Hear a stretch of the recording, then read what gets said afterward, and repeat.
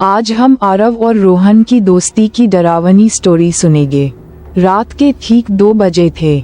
शहर की सारी लाइटें बुझ चुकी थीं। सड़कों पर सन्नाटा पसरा हुआ था। आरव अपने कमरे में अकेला बैठा मोबाइल चला रहा था।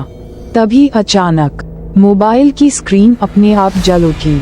मोबाइल पर लिखा था, अननोन नंबर से कॉल है। आरव ने सोचा, इतनी रात को कौन कॉल करेगा। उसने कॉल काट दी, लेकिन 5 सेकंड बाद फिर से फोन बज उठा। फिर वही अननोन नंबर कॉल आई।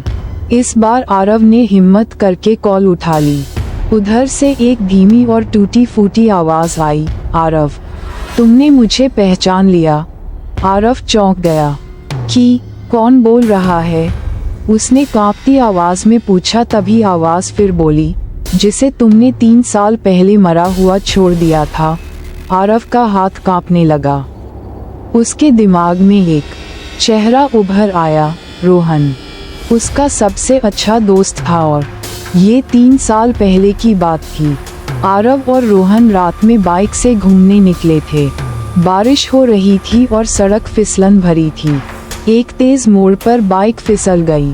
रोहन संतुलन खो बैठा और सड़क से नीचे गहरी खाई में गिर गया। आरव घबरा गया। उसके दिमाग में बस एक ही बात घूम रही थी, अगर कोई देख लेगा तो पुलिस आएगी। उसने खाई में झांका। चारों तरफ अंधेरा था। तभी नीचे से रोहन की कमजोर सी आवाज आई, आरव, मुझे बचा ले। लेकिन डर के मारे आरव वहां से भाग गया। अगले दिन खबर आई, खाई से एक युवक की लाश मिली है। आरव ने कभी किसी को सच नहीं बताया।